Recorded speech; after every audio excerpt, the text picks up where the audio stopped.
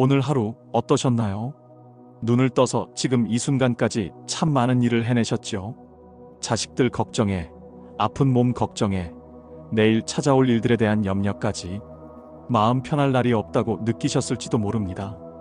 누군가 무심코 던진 말 한마디가 하루 종일 가슴에 박혀 있거나 지나온 세월을 돌아보니 후회되는 일만 자꾸 떠오르지는 않으셨나요? 괜찮습니다. 그렇게 느끼는 건 지극히 당연한 일이에요. 왕도 부자도 지혜로운 현자도 모두 똑같은 마음의 짐을 지고 살아갔답니다. 걱정과 두려움은 살아있는 모든 이들의 벗과 같은 것이니까요. 고요한 밤입니다. 세상의 모든 소음이 잠들고 오직 당신의 숨소리만이 고요하게 들려오는 이 시간. 당신의 마음은 지금 어디를 헤매고 있나요? 혹시 아직도 낮에 있었던 속상한 일을 곱씹고 있지는 않으신가요? 내일 아침 일찍 일어나 병원에 가야 한다는 생각에 벌써부터 가슴이 답답해져 오나요? 멀리 사는 자식은 밥이라도 잘 챙겨 먹고 다니는지, 혹시 무슨 힘든 일은 없는지 생각의 꼬리가 꼬리를 물고 이어지고 있나요?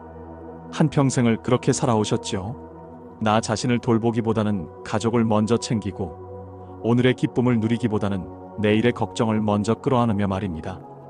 그렇게 애쓰고 애쓴 당신의 어깨 위에는 보이지 않는 무거운 짐들이 산더미처럼 쌓여 있을 겁니다. 그 짐의 무게에 짓눌려 깊은 잠을 자본 것이 언제인지 기억조차 아득할지도 모릅니다. 잠이 들어도 얕은 잠에 시달리다 새벽녘에 번쩍 눈이 떠지고 그 순간부터 또다시 온갖 걱정들이 안개처럼 피어오르는 밤들을 얼마나 많이 보내셨나요? 하지만 부처님께서는 그 모든 걱정의 뿌리를 들여다보셨어요. 그리고 2500년이 지난 지금까지도 변치 않는 마음의 평화를 얻는 길을 우리에게 알려주셨습니다. 오늘 밤 제가 그 지혜를 당신의 지친 마음에 가만히 들려드릴게요. 억지로 이해하려 애쓰지 않아도 괜찮아요. 어려운 공부를 하는 시간이 아니니까요. 그저 가장 편안한 자세로 누워 제 목소리에 귀를 기울여 주세요. 마치 어린 시절 할머니가 들려주시던 옛날 이야기처럼 그저 편안하게 듣다 보면 어느새 당신의 마음에도 고요한 평화가 스며들 것입니다. 자, 이제 당신의 몸이 이불의 포근함을 느끼는 것에 집중해 보세요. 하루의 먼지와 피로를 씻어낸 몸이 부드럽고 따뜻한 이불에 감싸이는 느낌. 이불이 닿는 발끝부터 종아리, 허벅지와 엉덩이, 등과 어깨, 팔과 손끝까지 그 모든 감각을 가만히 느껴봅니다. 우리는 걱정이 많아지면 나도 모르게 어깨를 잔뜩 움츠리게 되죠. 귀까지 바짝 올라간 어깨를 스르르 내려놓아 보세요. 마치 무거운 외투를 벗어던지듯 어깨에 실려있던 오늘 하루의 무게를 내려놓습니다. 미간에 잡혀있던 주름도 부드럽게 펴줍니다. 잠든 사이에도 무언가 골똘히 생각하는 듯 굳어있던 표정을 풀어주는 겁니다. 오늘 하루 종일 세상의 무게를 짊어지느라 애쓴 당신, 그것만으로도 충분히 잘 해내셨습니다. 이제 그 무거운 짐을 잠시 내려놓을 시간이에요. 오늘 밤만큼은 아무것도 걱정하지 않아도 괜찮습니다. 아무것도 책임지지 않아도 괜찮습니다. 지금 이 순간 당신에게 필요한 것은 오직 평화로운 쉼입니다. 지금 이 순간만큼은 당신은 그저 온전한 휴식을 누릴 자격이 있습니다. 우리는 왜 이토록 괴로운 걸까요? 사람들은 말합니다. 돈이 없어서, 몸이 아파서, 자식이 속을 썩여서 괴롭다고 말이죠. 모두 맞는 말입니다. 당장 내일 먹고 살 길이 막막한데 어찌 괴롭지 않을 수 있으며 온몸이 쑤시고 아픈데 어찌 마음이 편안할 수 있겠습니까? 자식이 잘못된 길로 가는 것 같은데 부모로서 어찌 태평할 수 있을까요? 모두가 타당한 괴로움입니다. 하지만 부처님께서는 그보다 더 깊은 곳에 있는 진짜 원인을 보셨어요. 바로 붙잡으려는 마음 때문이라고 하셨습니다. 돈을, 건강을, 젊음을, 곁에 있는 사람을 놓치지 않으려고 꽉 붙잡고 있으려는 마음. 바로 그 집착이 우리를 괴롭게 한다는 것이죠. 한번 상상해 보세요. 맑은 강물이 끝없이 흘러가고 있습니다. 모든 것은 저 강물과 같아요. 돈도 들어왔다가 나가고 건강했던 몸도 세월이 가면 약해지기 마련입니다. 뜨겁게 사랑했던 마음도 변하고 귀하기만 했던 자식들도 언젠가는 내 품을 떠나지요. 어제 나를 기쁘게 했던 일이 오늘은 나를 슬프게 하고 오늘 나를 슬프게 하는 일이 내일은 아무것도 아닌 일이 되기도 합니다. 모든 것이 그렇게 잠시도 머무르지 않고 흘러갑니다. 이것이 세상의 자연스러운 이치입니다. 그런데 만약 우리가 강물 한가운데 서서 흘러가는 물을 두 손으로 움켜쥐려 한다면 어떻게 될까요? 손가락 사이로 물은 모두 빠져나가고 결국 우리는 지치고 말 겁니다. 어리석은 일이지요. 강물은 그저 흘러가게 두고 우리는 강둑에 앉아 그 흐름을 바라보는 것이 현명한 일입니다. 하지만 우리는 매일 그런 어리석음을 반복하며 살아갑니다. 내 손에 들어온 것들을 영원히 붙잡아두려 애를 쓰는 것이죠. 젊음이 영원할 것처럼 건강을 돌보지 않다가 늙고 병든 뒤에야 지나간 젊음을 그리워하며 괴로워합니다. 내 것이 아닌 돈의 욕심을 내어 움켜쥐려다가 모든 것을 잃고 나서야 후회합니다. 내 품 안의 자식일 것만 같았던 아이가 자기만의 인생을 향해 나아갈 때 그 뒷모습을 보며 서운해하고 놓아주지 못해 괴로워합니다. 부처님께서는 이것을 무상이라고 부르셨어요. 세상에 영원한 것은 아무것도 없다는 뜻입니다. 모든 것은 변하고 모든 것은 흘러갑니다. 이 진리를 처음 마주하면 허무하고 슬프게 느껴질 수 있어요. 어차피 다 변하고 사라질 거라면 지금 이렇게 애쓰는 게 무슨 소용인가 하는 생각이 들 수도 있습니다. 하지만 이 사실을 온전히 받아들이는 순간 놀랍게도 마음이 편안해집니다. 더 이상 흘러가는 강물과 싸우지 않아도 되기 때문이죠. 그저 강둑에 앉아 편안하게 물이 오면 오는구나, 가면 가는구나 하고 바라보면 되는 것입니다. 돈이 들어오면 감사히 쓰고 나갈 때가 되면 미련 없이 보내줍니다. 건강할 때는 그 건강함을 마음껏 누리고 몸이 아파오면 그 변화를 자연스럽게 받아들입니다. 자식이 곁에 있을 때는 사랑을 듬뿍 주고 떠나갈 때가 되면 멀리서 축복해줍니다. 이렇게 모든 것을 그저 흘러가도록 내버려둘 때 그때 비로소 마음의 평화가 찾아옵니다. 우리의 괴로움은 사라지는 것들 때문이 아니라 사라지는 것들을 붙잡으려는 우리의 마음 때문에 생겨나는 것임을 깨닫게 되는 순간입니다. 금강경에 이런 말씀이 있습니다. 빈 방에만 빛이 가득하다. 처음 들으면 조금 이상하게 들릴 수 있어요. 텅 비어 있는데 어떻게 빛으로 가득 찰 수 있을까요? 한번 상상해 보세요. 발 디딜 틈도 없이 온갖 짐으로 가득 찬 방이 있습니다. 몇 년째 입지 않은 옷, 다시 보지 않을 책, 언젠가 쓸까 싶어 쌓아둔 물건들로 가득 차 숨이 막힐 지경입니다. 창문이 있어도 그 짐들이 햇빛을 가려 방 안은 늘 어둡고 답답하지요. 그 방에서는 편안히 쉴 수도 새로운 무언가를 들여놓을 수도 없습니다. 낡고 먼지 쌓인 과거의 물건들이 방의 모든 공간을 차지하고 있기 때문입니다. 우리의 마음도 이 방과 같습니다. 마음속에 무엇이 그렇게 가득 차 있나요? 자식에 대한 걱정, 노후에 대한 두려움, 지나간 일에 대한 후회, 누군가를 향한 원망, 더 많이 갖고 싶은 욕심, 이런 감정의 짐들이 마음의 방을 빼곡히 채우고 있어 평화와 행복이라는 따스한 햇살이 들어올 틈이 없는 것입니다. 그래서 우리는 마음을 비워야 합니다. 비움은 잃어버리는 것이 아니에요. 오히려 더 소중한 것을 얻는 과정입니다. 마음의 방을 채우고 있던 걱정을 비워내면 그 자리에 평화가 들어옵니다. 두려움을 비워내면 그 자리에 용기가 깃들지요. 30년 전 나에게 상처를 주었던 그 사람에 대한 원망을 비워내보세요. 그 원망을 품고 있느라 얼마나 많은 마음의 에너지를 써왔나요? 이제는 그만 놓아주세요. 그 사람을 위해서가 아니라 바로 당신 자신을 위해서입니다. 그때는 나도 그 사람도 모두 어리석었다 하고 담담히 보내주는 겁니다. 10년 전 잘못된 투자로 돈을 잃었던 후회를 비워내보세요. 그 후회에 묶여있는 한 당신은 새로운 기회를 볼 수 없습니다. 그것은 값비싼 인생 수업료였다고 생각하고 그 경험에서 얻은 지혜만 남기고 훌훌 털어버리세요. 이렇게 불필요한 감정의 짐들을 하나씩 밖으로 내보내세요. 그동안 나를 지키느라 애썼다 하고 인사하며 보내주는 겁니다. 마음이 비워질수록 그 빈 공간으로 따뜻한 햇살 같은 평화가, 부드러운 바람 같은 자유가, 맑은 샘물 같은 기쁨이 가득 채워질 것입니다. 텅 비어 있기에 모든 것을 담을 수 있는 상태, 이것이 부처님께서 말씀하신 공의 지혜이며 진정한 행복의 시작입니다. 꽉 찬 주먹으로는 아무것도 새로 잡을 수 없지만 활짝 편 손으로는 온 세상을 안을 수 있는 것과 같은 이치입니다. 당신의 마음방을 깨끗이 비워 세상의 모든 좋은 것들이 당신에게 흘러들어올 수 있는 공간을 만들어주세요. 그 빈 공간이야말로 당신이 받을 수 있는 가장 큰 복의 그릇이 될 것입니다. PARTE 지혜와 해답. 부처님께서 제자들에게 물으셨습니다. 화살에 맞으면 아프겠느냐? 제자들은 너무나 당연하게 아플 것이라고 대답했습니다. 그러자 부처님께서 다시 물으셨습니다. 그렇다면 그 아픈 자리에 두 번째 화살을 또 맞으면 어떻겠느냐? 제자들은 겁에 질린 얼굴로 첫 번째 화살보다 몇 배, 아니 몇십 배는 더 아플 것이라고 소리쳤습니다. 그때 부처님께서 제자들을 둘러보시며 잔잔한 목소리로 말씀하셨습니다. 살아가는 동안 그 누구도 첫 번째 화살은 피할 수 없다. 하지만 지혜로운 사람은 결코 두 번째 화살을 스스로에게 쏘지 않느니라.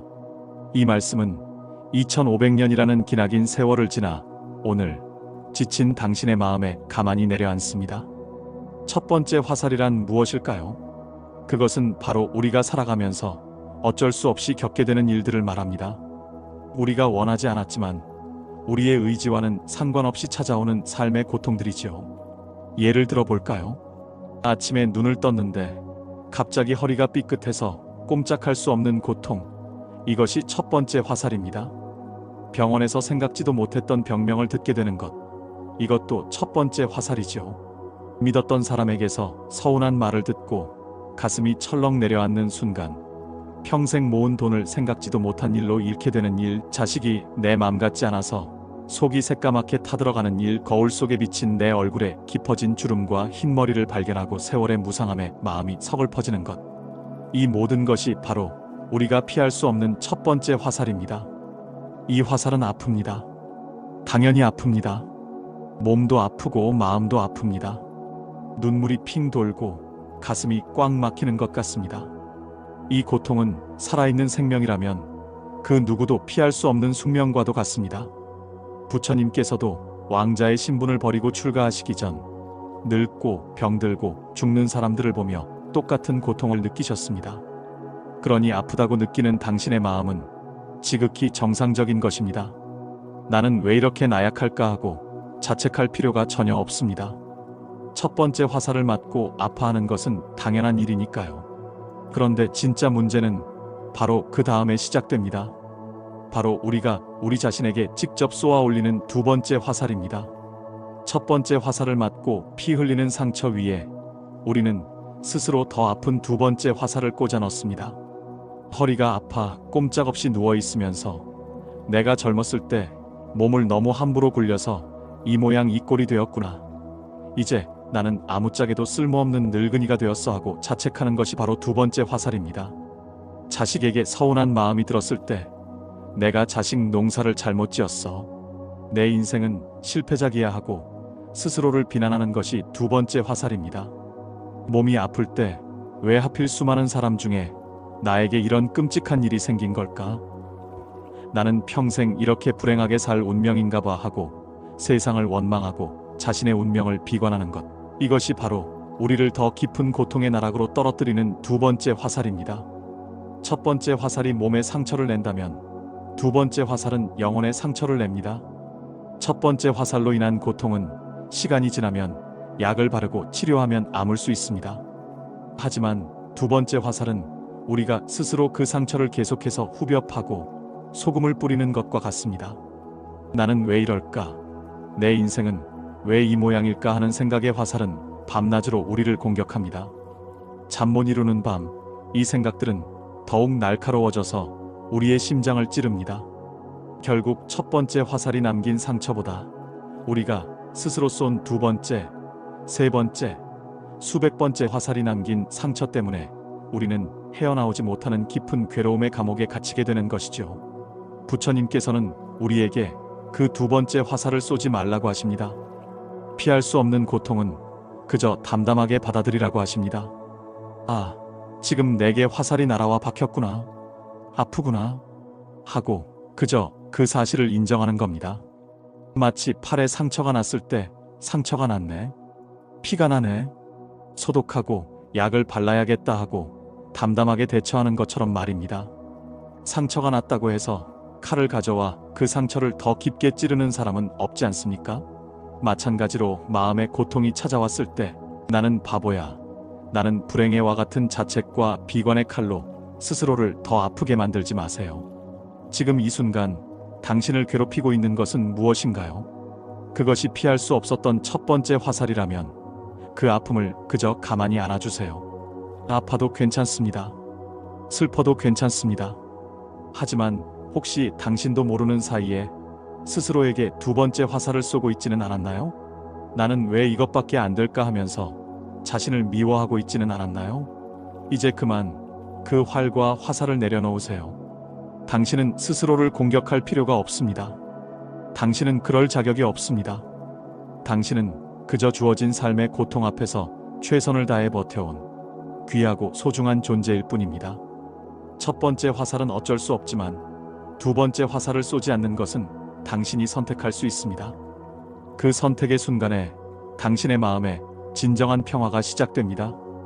옛날에 지혜로운 스승 한 분이 제자들을 데리고 달이 유난히 밝은 밤길을 걷고 있었습니다. 스승은 문득 걸음을 멈추고 손가락으로 휘영청 밝은 보름달을 가리키며 말했습니다. 보아라, 저 달이 참으로 아름답지 않으냐? 제자들은 모두 스승이 가리키는 곳을 바라보았습니다. 그런데 유독 한 제자만이 스승의 손가락 끝만 뚫어지게 쳐다보고 있는 것이었습니다. 다른 쳐다볼 생각도 않고 말이지요. 스승은 빙그레 웃으며 그 제자에게 말했습니다. 어리석은 사람아, 내 손가락은 달을 가리키는 도구일 뿐이다. 달을 보아야지 왜 손가락만 보고 있느냐? 손가락에 집착하는 동안에는 영원히 저 아름다운 달을 볼 수 없을 것이다. 이 이야기는 바로 우리들의 삶에 대한 이야기입니다. 우리는 평생 달을 보지 못하고 손가락만 쳐다보다가 생을 마감하는 어리석은 제자와 같을 때가 너무나 많습니다. 그렇다면 우리 삶에서 스승의 손가락은 무엇일까요? 바로 우리가 행복해지기 위해 필요하다고 믿는 모든 것들입니다. 돈이 바로 그 첫 번째 손가락입니다. 우리는 돈이 많으면 행복해질 것이라고 굳게 믿습니다. 그래서 평생 돈을 벌기 위해 애쓰고 돈 때문에 울고 웃습니다. 자식의 성공도 마찬가지입니다. 자식이 좋은 대학에 가고 좋은 직장에 들어가고 좋은 사람과 결혼하면 내 인생이 행복해질 것이라고 믿습니다. 그래서 자식에게 모든 것을 쏟아붓지요. 남들에게 인정받는 것, 높은 지위에 오르는 것, 크고 좋은 집을 사는 것, 건강하게 오래 사는 것, 이 모든 것들이 바로 달을 가리키는 손가락입니다. 그렇다면 그 손가락들이 공통적으로 가리키고 있는 달은 무엇일까요? 바로 우리가 궁극적으로 원하는 것, 행복 그 자체입니다. 마음의 평화입니다. 걱정 없고 근심 없는 안정감이고 가슴 벅찬 기쁨과 만족감입니다. 우리는 사실 돈 뭉치 그 자체를 원하는 것이 아닙니다. 돈이 가져다 줄 것이라고 믿는 편안함과 자유를 원하는 것이죠. 자식이 성공하는 것 자체가 목적인 것이 아니라 자식의 성공을 통해 내가 느끼고 싶은 안도감과 자부심을 원하는 것입니다. 우리는 모두 달을 원하고 있습니다. 그런데 우리는 너무나 자주 그리고 너무나 오랫동안 손가락을 달로 착각하며 살아갑니다. 한번 돌이켜볼까요? 젊은 시절 우리는 이만큼만 돈을 모으면 더 이상 걱정 없이 행복할 거야 라고 생각했습니다. 그리고 열심히 일해서 그 돈을 모았습니다. 그런데 막상 그 돈을 손에 쥐었을 때 정말로 영원한 행복이 찾아왔나요? 잠깐의 기쁨과 안도감이 있었을 뿐 곧바로 이것만으로는 부족해. 저 사람에 비하면 아무것도 아니야. 이 돈을 잃으면 어쩌지? 하는 새로운 걱정과 더 큰 욕심이 생겨나지 않았나요? 자식이 대학에 합격했을 때 세상을 다 얻은 것처럼 기뻤지만 곧바로 취직은 잘할까? 결혼은 언제 할까? 하는 새로운 걱정의 손가락이 우리 마음을 채우지 않았나요? 이것이 바로 손가락만 쳐다보는 삶의 굴레입니다. 하나의 손가락을 붙잡으면 또 다른 손가락이 나타나 우리를 유혹합니다. 이 끝없는 경주는 우리를 지치게 만들고 평생 행복을 찾아 헤매지만 결코 행복에 도달하지 못하게 만듭니다. 부처님께서는 우리에게 이제 그만 손가락에서 눈을 떼고 고개를 들어 달을 보라고 말씀하십니다. 놀라운 사실은 달은 우리가 애써서 찾아야 하는 저 멀리 어딘가에 있는 것이 아니라는 점입니다. 달은 처음부터 바로 지금 이 순간에도 우리 머리 위 밤하늘에 환하게 떠 있습니다. 행복은 미래의 어떤 조건이 충족되어야만 얻을 수 있는 것이 아닙니다. 이미 우리에게 주어져 있습니다. 우리는 그 사실을 잊고 있을 뿐입니다. 가만히 눈을 감고 당신의 숨을 느껴보세요. 들이쉬고 내쉬고 이 당연하게만 여겼던 숨이야말로 우리가 살아있다는 증거이며 가장 눈부신 행복의 달입니다. 지금 제 목소리를 들을 수 있는 당신의 귀, 세상을 볼 수 있는 당신의 눈, 따뜻함과 차가움을 느낄 수 있는 당신의 피부, 이 모든 것이 수억만 금을 주어도 살 수 없는 기적의 달입니다. 오늘 저녁 따뜻한 밥을 먹을 수 있었다면, 두 다리로 걸어서 화장실에 갈 수 있었다면, 궂은 비바람을 피할 수 있는 지붕 아래 누워 있다면 당신은 이미 세상 가장 큰 행복을 누리고 있는 것입니다. 우리는 너무나 오랫동안 가지지 못한 것, 즉 손가락을 세느라 이미 가지고 있는 수많은 달을 보지 못하고 살아온 것입니다. 이제부터 연습해보세요. 돈 걱정, 자식 걱정이라는 손가락에 마음을 빼앗길 때마다 잠시 숨을 고르고 고개를 들어 하늘의 달을 보세요. 그리고 이미 내 곁에 있는 작은 행복의 달들을 찾아보세요. 창문으로 들어오는 햇살 한 줌, 이름 모를 새의 지저귀임, 곁에서 잠든 가족의 숨소리, 편안하게 누워있는 이 순간의 아늑함, 이 모든 것이 진짜 행복입니다. 행복은 소유하는 것이 아니라 발견하는 것입니다. 당신의 삶에는 이미 수많은 달이 환하게 빛나고 있습니다. 시골에 사는 한 농부가 있었습니다. 그는 가을에 풍성한 수확을 꿈꾸며 이른 봄에 정성껏 밭을 갈고 아주 좋은 씨앗을 골라 땅에 심었습니다. 그리고는 매일 아침 밭에 나가서 싹이 돋아나기를 기다렸습니다. 하루가 지나고 이틀이 지나도 땅 위에는 아무런 변화가 없었습니다. 곁눈질로 보니 이웃집 밭에는 벌써 파릇파릇한 새싹들이 고개를 내밀고 있는데 자기 밭만 감감무소식인 것 같아 마음이 조급해지기 시작했습니다. 혹시 내가 심은 씨앗이 썩어버린 건 아닐까? 아니면 새들이 다 파먹어버린 건 아닐까? 온갖 불안한 생각에 휩싸인 농부는 결국 참지 못하고 호미로 땅을 파헤치고 말았습니다. 땅속을 들여다보니 씨앗은 단단한 껍질을 막 깨고 하얀 뿌리를 힘겹게 내리려던 참이었습니다. 그런데 농부가 땅을 파헤치는 바람에 그 연약한 뿌리가 그만 뚝 끊어지고 말았죠. 그 씨앗은 결국 싹을 틔우지 못했고 그해 농부는 아무것도 수확할 수 없었습니다. 이 어리석은 농부의 이야기가 혹시 우리들의 이야기처럼 들리지 않으신가요? 우리는 살아가면서 수많은 씨앗을 심습니다. 그리고는 금방 결과가 나타나기를 조급하게 기다립니다. 운동을 딱 일주일 하고는 거울 앞에 서서 왜 아직도 뱃살이 그대로지? 하고 실망하며 포기해버립니다.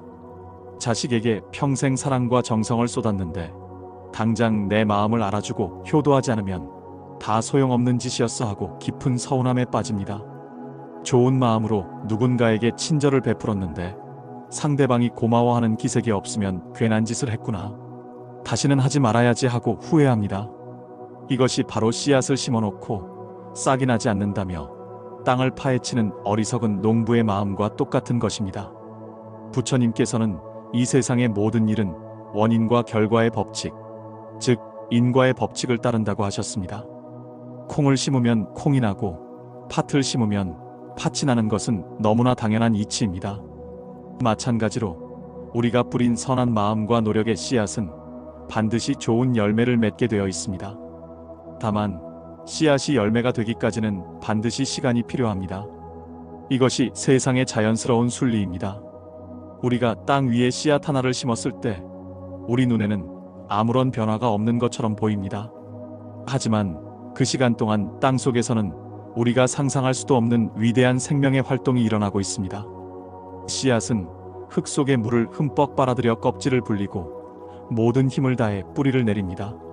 그 뿌리는 더 깊은 곳의 양분을 찾아 수없이 뻗어나가고 마침내 단단한 흙을 뚫고 세상 밖으로 여린 싹을 밀어 올립니다. 비바람을 견디며 줄기를 키우고 잎을 내고 마침내 아름다운 꽃을 피우고 나서야 비로소 풍성한 열매를 맺게 되는 것이죠. 당신이 살아오면서 뿌린 선한 마음의 씨앗들, 남몰래 흘린 땀과 노력의 씨앗들도 이와 똑같습니다. 당장 눈에 보이는 결과가 없다고 해서 아무 일도 일어나지 않는 것이 결코 아닙니다. 당신의 친절, 당신의 사랑, 당신의 성실함은 결코 허공으로 사라지지 않습니다. 보이지 않는 곳에서 당신의 삶이라는 토양 속에 묵묵히 뿌리를 내리고 있습니다. 당신이 자식을 위해 밤새 끓였던 따뜻한 죽 한 그릇, 이웃의 아픔에 함께 울어주었던 진심 어린 눈물, 어려운 상황에서도 정직함을 지키려 애썼던 그 고결한 마음, 그 모든 것들이 차곡차곡 쌓여 당신의 인생을 더욱 단단하고 풍요롭게 만드는 영양분이 되고 있습니다. 그러니 조급해하지 마세요. 남들과 비교하며 불안해하지도 마세요. 어떤 나무는 봄에 꽃을 피우고 어떤 나무는 가을에야 단풍으로 세상을 물들입니다. 사람마다 꽃이 피고 열매가 맺히는 시기는 모두 다릅니다. 중요한 것은 결과가 아니라 지금 내가 어떤 씨앗을 심고 있는가 하는 것입니다. 그리고 그 씨앗이 잘 자랄 수 있도록 믿고 기다려주는 것입니다. 애써 심은 씨앗을 조급함 때문에 스스로 파헤쳐버리는 어리석음을 범하지 마세요. 그저 꾸준히 선한 마음에 밭을 갈고 사랑과 노력에 물을 주며 묵묵히 기다리세요. 당신이 심은 것들은 당신이 잊어버린 순간에도 땅속에서 힘차게 자라나고 있습니다. 때가 되면 반드시 당신의 인생에도 생각지도 못했던 아름다운 꽃이 피고 상상 이상으로 풍성한 열매가 주렁주렁 열릴 것입니다. 그것이 바로 세상에 변치 않는 이치입니다. PART 3. 치유와 완성. 세상의 문은 이미 열려 있습니다. 하늘을 향해 날아오르세요. 어렸을 때부터 아주 작고 예쁜 새장 안에서만 살아온 새 한 마리가 있었습니다. 주인은 매일같이 맛있는 모이를 주고 맑은 물을 갈아주었죠. 새장 안은 안전했고 모든 것이 익숙했습니다. 비바람이 몰아쳐도 사나운 고양이가 지나가도 새장 안은 언제나 평화로웠습니다. 새는 그것이 세상의 전부라고 믿었습니다. 그러던 어느 날 주인이 깜빡 잊고 새장의 문을 닫지 않았습니다. 작은 틈이 아니라 문이 활짝 열렸습니다. 문 밖으로는 난생 처음 보는 풍경이 펼쳐졌습니다. 끝없이 펼쳐진 파란 하늘, 부드럽게 불어오는 바람, 자유롭게 지저귀는 다른 새들의 노랫소리, 모든 것이 새를 바깥 세상으로 부르고 있었습니다. 하지만 새는 어찌했을까요? 날갯짓 한번 해보지 않고 오히려 새장 가장 깊숙한 구석으로 들어가 몸을 잔뜩 웅크렸습니다. 새장 밖 세상은 너무나 낯설고 두려웠기 때문입니다. 새장 안은 비록 좁고 답답하지만 적어도 예측 가능하고 안전했으니까요. 결국 새는 열린 문 밖으로 한 발짝도 나가지 못한 채 평생을 그 좁은 새장 안에서 살다 생을 마감했다고 합니다. 이 이야기를 들으니 어떤 마음이 드시나요? 어쩌면 우리도 그 새와 크게 다르지 않은 삶을 살고 있는지도 모릅니다. 우리를 가두는 것은 쇠창살로 만들어진 진짜 새장이 아닐 때가 더 많습니다. 우리를 꼼짝 못하게 만드는 것은 바로 우리 자신의 생각이라는 보이지 않는 새장입니다. 나는 이제 나이가 너무 많아서 아무것도 할 수 없어. 나는 젊었을 때 배운 게 없어서, 돈이 없어서 안 돼. 이 나이에 무얼 새로 시작해? 남들이 비웃을 거야. 그냥 조용히 살던 대로 살아야지. 이런 생각들 혹시 해보신 적 없으신가요? 이것들이 바로 우리 영혼의 자유로운 날갯짓을 가로막는 단단한 창살입니다. 세상은 위험한 곳이고 사람들은 믿을 수 없다는 생각, 노력해도 결국 소용없을 것이라는 무력감, 나는 사랑받을 자격이 없다는 낮은 자존감, 이 모든 생각들이 우리를 안전하지만 답답한, 익숙하지만 생기 없는 새장 안에 스스로를 가두게 만듭니다. 하지만 오늘 밤 부처님의 지혜를 빌려 당신의 그 새장을 가만히 들여다보세요. 그 창살을 한번 만져보세요. 어떤 느낌인가요? 차갑고 단단한 쇠의 감촉이 느껴지시나요? 아닐 겁니다. 사실 그 창살은 아무런 실체가 없습니다. 만지려고 손을 뻗으면 안개처럼 스르르 흩어지는 그저 머릿속에만 존재하는 환상일 뿐입니다. 나는 못해라는 생각은 진리가 아닙니다. 그저 수없이 반복해왔던 낡은 습관일 뿐입니다. 너무 늦었어라는 생각은 사실이 아닙니다. 그저 새로운 도전에 대한 두려움이 만들어낸 핑계일 뿐입니다. 생각은 하늘에 떠가는 구름과 같습니다. 잠시 나타났다가 바람이 불면 흔적도 없이 사라져버리지요. 우리는 그 구름을 붙잡고 이것이 나다 라고 착각하며 살아갑니다. 잘 보세요. 당신을 가두고 있던 그 세 장의 문은 처음부터 잠겨 있던 적이 없습니다. 지금 이 순간에도 활짝 열려 있습니다. 당신이 마음만 먹으면 언제든 날아오를 수 있습니다. 물론 두려울 수 있습니다. 평생을 갇혀 살던 새가 드넓은 하늘을 마주했을 때의 그 막막함과 두려움은 당연한 것입니다. 괜찮습니다. 두려운 마음을 억지로 없애려고 애쓰지 마세요. 그 두려움을 미워하지도 마세요. 그저 내가 지금 두려워하고 있구나 하고 알아차려 주기만 하면 됩니다. 그리고 그 두려운 마음을 가슴에 품은 채로 아주 작은 날갯짓부터 시작해보는 겁니다. 완벽하게 준비될 때까지 기다릴 필요는 없습니다. 이 세상에 완벽한 준비란 결코 존재하지 않으니까요. 세 장 문턱에 가만히 앉아 바깥의 신선한 공기를 한번 깊이 들이마셔보는 것만으로도 충분합니다. 그것이 첫 번째 날갯짓입니다. 세 장 밖에는 당신이 아직 한 번도 경험해보지 못한 눈부신 세상이 펼쳐져 있습니다. 당신의 지친 어깨를 어루만져줄 따스한 햇살이 있고 당신을 더 높은 곳으로 이끌어줄 자유로운 바람이 불고 있습니다. 당신의 노래에 화답해줄 수많은 친구들이 있습니다. 어쩌면 당신은 잊고 있었을지 모릅니다. 당신은 본래 좁은 세 장 속에 갇혀 모이나 받아먹으며 살아야 할 존재가 아니라는 사실을 말입니다. 당신은 본래 이 드넓은 창공을 자유롭게 날아다니며 세상의 아름다움을 노래하도록 태어난 존귀하고 위대한 존재입니다. 이제 그만 나는 안 된다. 나는 틀렸다는 자기 비난의 목소리를 멈추고 당신 안에 잠자고 있던 날개를 활짝 펴세요. 세 장의 문은 이미 열려 있습니다. 바람을 타고 구름을 벗삼아 저 드넓은 당신의 진짜 세상으로 힘차게 날아오르십시오. 평생 보석 자루를 들고 다니면서도 자신을 거지로 여기지 마세요. 옛날 어느 마을에 평생을 다리 밑에서 헌 누더기 옷 한 벌로 살아가던 거지가 있었습니다. 그는 매일같이 마을을 돌아다니며 사람들에게 음식을 구걸했습니다. 늘 어깨에는 크고 낡은 보다리 하나를 메고 다녔는데 하도 오랫동안 메고 다녀서 이제는 자기 몸의 일부처럼 느껴질 정도였습니다. 사람들은 그를 볼 때마다 혀를 차며 동정했고 그는 늘 나는 세상에서 가장 가난하고 불쌍한 사람이야 라고 스스로를 여기며 비참하게 살아갔습니다. 그러다 세월이 흘러 거지는 병들어 죽음을 맞이하게 되었습니다. 마을 사람들은 그를 불쌍히 여겨 조촐하게 장례를 치러주려 했습니다. 그의 유품이라고는 평생 메고 다니던 그 낡은 보다리 하나뿐이었습니다. 사람들은 별 생각 없이 그 보다리를 열어보았습니다. 그리고는 모두 자신의 눈을 의심하며 경악하고 말았습니다. 그 낡고 더러운 보다리 안에는 온갖 눈부신 보석과 황금이 가득 들어 있었기 때문입니다.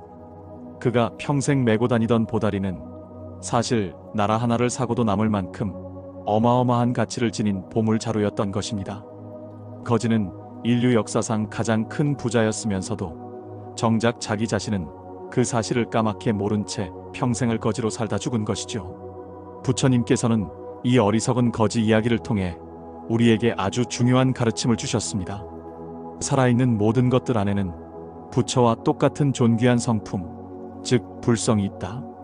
이 말씀은 바로 우리 모두가 저 거지처럼 눈부시게 빛나는 보물자루를 하나씩 가지고 태어났다는 뜻입니다. 당신의 마음 가장 깊은 곳에는 이미 그 어떤 문제도 능히 해결할 수 있는 무한한 지혜의 다이아몬드가 있습니다. 세상 모든 것을 차별 없이 사랑하고 끌어안을 수 있는 무한한 자비의 루비가 있습니다. 그 어떤 시련과 고난 속에서도 결코 흔들리지 않는 무한한 평화의 사파이어가 이미 완벽하게 존재하고 있습니다. 그런데 우리는 어떻습니까? 우리 역시 그 어리석은 거지처럼 내 안에 이토록 귀하고 찬란한 보물이 있는 줄도 까맣게 잊은 채 늘 밖에서 무언가를 구걸하며 살아가고 있지는 않나요? 돈이 조금만 더 있으면 행복할 텐데, 자식들이 성공해서 나를 자랑스럽게 해주면 행복할 텐데, 누군가 나를 좀 알아주고 인정해주면 행복할 텐데 하며 평생을 밖으로 헤매며 다닙니다. 다른 사람의 손에 들린 작은 사탕 하나를 부러워하느라 정작 내 등 뒤에 있는 거대한 보물자루는 돌아볼 생각조차 하지 못합니다. 다른 사람이 가진 빛나는 유리구슬을 탐내느라 내 안에 이미 존재하는 영원히 빛나는 다이아몬드는 거들떠보지도 않습니다. 이것이 바로 우리 중생들의 슬픈 자화상입니다. 진정한 행복과 평화는 결코 밖에서 주어지는 것이 아닙니다. 이미 당신 안에 완벽하게 갖추어져 있습니다. 이제 그만 밖으로 향하던 시선을 거두어 당신의 마음 보다리를 조용히 한번 열어보세요. 그 안에 무엇이 있는지 가만히 들여다보세요. 지금 이 순간 당신의 심장이 건강하게 뛰고 있다는 사실, 이것이야말로 세상 그 어떤 보석보다 귀한 생명의 기적 아닙니까? 오늘 아침 눈을 떠 사랑하는 가족의 얼굴을 볼 수 있었다는 사실, 따뜻한 햇살을 느끼고 새소리를 들을 수 있었다는 사실, 이 모든 것이 돈으로는 결코 살 수 없는 눈부신 보석입니다. 당신이 살아오면서 겪었던 수많은 기쁨과 슬픔, 성공과 실패의 경험들은 당신을 더욱 깊고 지혜롭게 만들어준 값진 보물입니다. 누군가를 조건 없이 아끼고 사랑할 수 있는 당신의 따뜻한 마음이야말로 이 우주에서 가장 찬란하게 빛나는 보석입니다. 당신은 결코 가난하거나 부족한 존재가 아닙니다. 초라하고 힘없는 존재는 더더욱 아닙니다. 당신은 이미 필요한 모든 것을 다 가지고 있습니다. 밖에서 행복을 찾아 평생을 헤맬 필요가 없습니다. 이제 그 무거운 보물자루를 어깨에 맨 채로 구걸하는 삶을 멈추세요. 당신은 이미 세상 가장 큰 부자이며 가장 존귀한 존재입니다. 그 사실을 깨닫고 당당하게 어깨를 펴세요. 당신 안에 잠들어 있는 그 위대한 보물의 빛으로 당신의 삶을 환하게 밝히고 나아가 그 빛을 주변 사람들에게 아낌없이 나누어 주세요. 당신의 존재 자체가 바로 이 세상의 가장 큰 보물입니다. 당신의 고통이 깊을수록 더 아름다운 꽃을 피울 것입니다. 세상에는 수많은 아름다운 꽃들이 있지만 그 중에서도 가장 신비하고 고결한 꽃을 꼽으라면 많은 사람들이 주저없이 연꽃을 이야기합니다. 맑고 깨끗한 자태, 은은하고 청아한 향기. 그래서 예로부터 연꽃은 깨달음과 순수함의 상징으로 여겨져 왔죠. 그런데 혹시 이토록 맑고 깨끗한 연꽃이 어디에서 피어나는지 아시나요? 놀랍게도 연꽃은 세상에서 가장 더럽고 탁한 진흙탕 속에서만 피어납니다. 역설적이게도 수정처럼 맑은 물에서는 오히려 뿌리를 내리지 못하고 잘 자라지 못한다고 합니다. 연꽃은 더러운 진흙탕에 깊이 뿌리를 내립니다. 그리고 그 누구도 거들떠보지 않는 그 혼탁한 진흙 속에서 영양분을 남김없이 빨아들입니다. 그 힘으로 어두운 물속을 뚫고 꿋꿋하게 줄기를 뻗어 올립니다. 그리고 마침내 물 위로 고개를 내밀어 세상에서 가장 눈부시고 아름다운 꽃을 피워내는 것입니다. 더욱 신기한 것은 진흙이 깊으면 깊을수록, 더럽고 탁하면 탁할수록 연꽃은 오히려 더욱 크고 아름답고 향기롭게 핀다는 사실입니다. 부처님께서 유독 연꽃을 사랑하시고 깨달음의 자리를 연꽃 방석 연화좌우로 표현하신 이유가 바로 여기에 있습니다. 연꽃은 그 자신의 온몸으로 우리에게 너무나 중요한 삶의 진리를 가르쳐 줍니다. 우리가 살면서 겪게 되는 온갖 고난과 시련, 아픔과 상처가 결코 우리를 파괴하기 위해 존재하는 것이 아니라는 사실을 말입니다. 오히려 그것들이야말로 우리 삶의 가장 아름다운 꽃을 피워내게 할 가장 소중하고 필수적인 밑거름, 즉 진흙이라는 사실을 말이지요. 지금 당신의 삶을 힘들게 하는 진흙은 무엇인가요? 평생을 일해도 좀처럼 나아지지 않는 경제적인 어려움인가요? 아니면 나이가 들수록 여기저기 쑤시고 아파오는 몸의 고통인가요? 혹은 내 맘 같지 않은 자식 때문에 속상하고 먼저 떠나간 배우자 때문에 사무치게 외로운 마음인가요? 살면서 겪었던 억울한 일, 사람에게 받은 깊은 상처, 뜻대로 되지 않는 현실에 대한 좌절감. 그것이 바로 지금 당신의 발목을 잡고 있는 깊고 질퍽한 진흙입니다. 우리는 그 진흙 속에서 허우적거리며 생각합니다. 왜 나만 이렇게 힘든 삶을 살아야 할까? 이 지긋지긋한 진흙탕에서 언제쯤 벗어날 수 있을까? 하며 자신의 처지를 비관하고 세상을 원망합니다. 하지만 이제부터는 관점을 조금만 바꾸어 보면 어떨까요? 그 진흙을 원망하고 저주하는 대신 연꽃의 지혜를 떠올려 보는 겁니다. 지금 내가 겪고 있는 이 고통과 어려움이 나를 무너뜨리기 위한 것이 아니라 오히려 나를 세상에서 가장 아름다운 꽃으로 피워내기 위한 영양분이라고 말입니다. 쉬운 길만 걸어온 삶은 결코 강인한 사람을 만들지 못합니다. 모진 비바람을 견뎌낸 나무가 더 깊이 뿌리를 내리는 법입니다. 온갖 어려움을 겪어봐야 삶의 근력이 단단해지고 깊은 고통을 경험해봐야 인생의 의미를 깨닫게 되며 복잡한 문제를 해결해 나가면서 비로소 지혜가 생겨납니다. 내 가슴이 찢어지는 아픔을 겪어본 사람만이 다른 사람의 아픔을 진심으로 이해하고 따뜻하게 보듬어줄 수 있는 자비심을 갖게 되는 법이지요. 그러니 지금 당신이 혹독하게 힘든 시간을 보내고 있다면 절망하지 마세요. 오히려 이렇게 생각하세요. 아, 나는 지금 아주 깊고 영양분이 풍부한 진흙 속에 있구나. 이 진흙이 나를 세상 그 누구보다 크고 아름다운 꽃으로 피워내겠구나. 당신이 겪었던 고통의 깊이가 바로 당신이 피워낼 연꽃의 크기를 결정합니다. 당신이 흘렸던 눈물의 양이 바로 당신의 연꽃이 내뿜을 향기의 깊이를 결정합니다. 당신의 삶에 새겨진 상처의 흔적은 훗날 당신의 연꽃 잎사귀에 맺힐 그 어떤 보석보다도 영롱한 아침 이슬이 될 것입니다.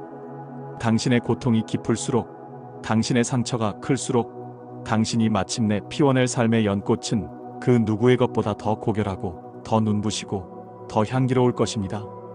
당신은 진흙 속에서 가장 아름다운 꽃을 피워낼 위대한 존재입니다. 당신은 사랑받고 있습니다. 당신은 충분합니다. 부처님께서 이 세상을 떠나시기 전 사랑하는 제자 아난이 스승과의 영원한 이별 앞에서 어린아이처럼 슬피 울었습니다. 스승님, 스승님께서 떠나시면 이제 저희는 누구를 의지하고 가르침을 구해야 합니까?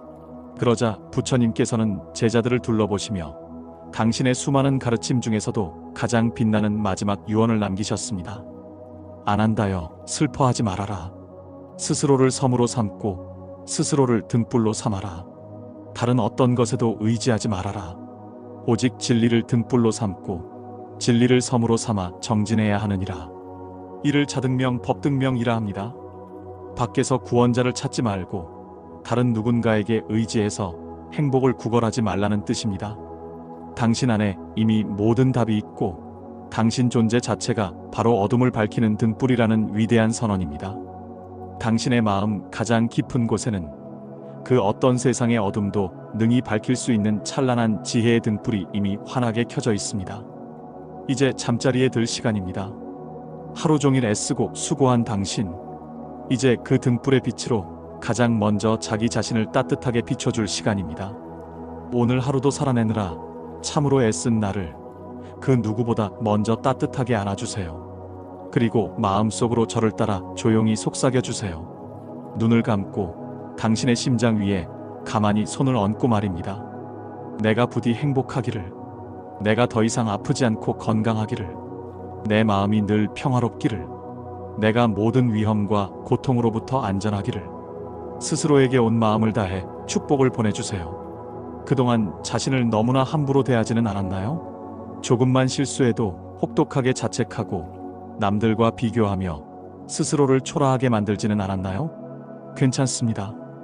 이제 그 따뜻한 등불의 빛으로 과거의 모든 상처와 후회를 녹여주세요. 그리고 그 따뜻하고 자비로운 마음을 이제 당신이 사랑하는 사람들에게로 넓혀갑니다. 당신의 배우자를 떠올립니다. 당신의 자녀와 손주들을 떠올립니다. 당신의 오랜 친구들을 떠올립니다. 그들의 얼굴 하나하나를 자애로운 미소로 바라보며 마음으로 축복을 보냅니다. 당신들이 부디 행복하기를, 당신들이 건강하고 평화롭기를, 당신들이 모든 고통에서 벗어나기를, 나아가 이 자비의 마음을 나와 인연이 없었던 사람들, 심지어 나에게 상처를 주었던 사람들, 그리고 이 세상에 이름 모를 모든 존재들에게까지 넓혀갑니다. 이 세상 모든 살아있는 것들이 부디 행복하기를, 모든 존재가 평화롭고 자유롭기를, 이 자비의 마음이 온 우주에 가득 퍼져나가는 것을 상상해 보세요. 당신의 가슴에서 시작된 따뜻한 빛이 온 세상을 환하게 비춥니다. 이제 오늘 밤 깊고 고요하고 평화로운 잠이 당신을 아기처럼 포근하게 감싸줄 것입니다. 머리부터 발끝까지 온몸의 긴장이 눈 녹듯이 스르르 풀려나갑니다. 이마에 잡혀있던 주름이 부드럽게 펴지고 굳게 다물었던 입술에도 편안한 미소가 번집니다. 잔뜩 움츠렸던 어깨가 힘없이 아래로 축 늘어집니다. 오늘 하루 당신을 무겁게 짓눌렀던 마음의 모든 걱정과 근심들이 무거운 돌덩이처럼 몸 밖으로 모두 빠져나갑니다. 당신은 깃털처럼 가벼워집니다. 당신은 안전합니다. 지금 당신이 누워있는 이 자리, 이 순간은 우주에서 가장 안전하고 평화로운 곳입니다. 아무것도 당신을 해칠 수 없습니다. 당신은 온전히 보호받고 있습니다. 당신은 사랑받고 있습니다. 당신이 미처 깨닫지 못하는 순간에도 당신의 존재 자체를 아끼고 소중히 여기는 수많은 인연들이 보이지 않는 사랑으로 당신을 감싸고 있습니다. 무엇보다 당신 자신 안에 있는 위대한 불성이 당신을 한없는 사랑으로 지켜보고 있습니다. 당신은 이미 충분합니다. 더 나아질 필요도, 더 많은 것을 가질 필요도 없습니다. 지금 모습 그대로, 살아온 세월 그대로 당신은 이미 완전하고 존귀하며 아름다운 존재입니다. 내일 아침 당신은 지난밤의 그 어떤 피로도 남아있지 않은 채 마치 갓 태어난 아기처럼 맑고 개운한 몸과 마음으로 눈을 뜨게 될 것입니다. 새로운 하루를 살아갈 신선한 에너지와 평화로운 마음을 가득 안고서 말입니다. 그때까지 아무 걱정 말고 이 세상 가장 깊고 편안한 쉼 속으로 들어가세요. 당신의 밤이 고요하고 당신의 꿈이 평화롭기를 진심으로 기원합니다. 여기까지 긴 시간 저의 이야기에 귀 기울여 주셔서 진심으로 감사합니다.